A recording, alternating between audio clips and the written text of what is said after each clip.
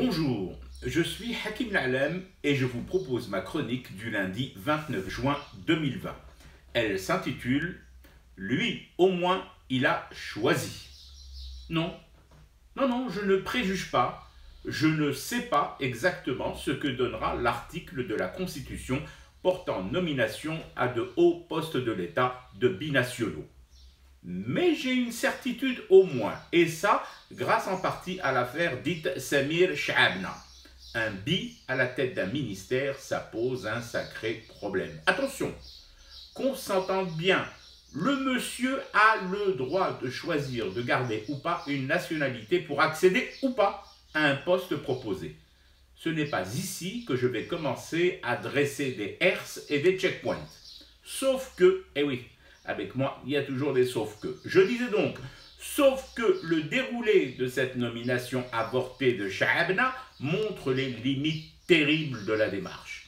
Il a hésité, il a réfléchi quelques heures, voire 2 jours. Ensuite, et seulement ensuite, il a pris sa décision.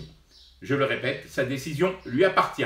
Et il n'appartient à personne de la jauger et de la juger.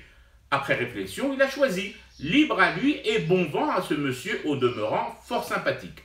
Mais les hautes missions de l'État ne peuvent s'accommoder d'hésitation, de temps de réflexion et surtout de zone grise. C'est quoi la zone grise? C'est ce moment justement d'hésitation. Algérie, France, Paris, Alger. Dès que tu rentres dans cette zone grise, tu deviens dangereux. Non pas intentionnellement, bien sûr, mais tu te transformes en faille. Une faille dans l'édifice du pays dont tu occupes les charges de ministre. Qui me garantit que demain, avec une constitution amendée et qui permettrait aux BI de diriger des secteurs de la DZI, cette faille ne sera pas exploitée? Ce que je veux dire par exploiter, demandez-en le sens aux gens dont c'est le boulot de travailler les failles et surtout de les agrandir. Moi, mon seul job, c'est de fumer du thé et de rester éveillé à ce cauchemar qui continue.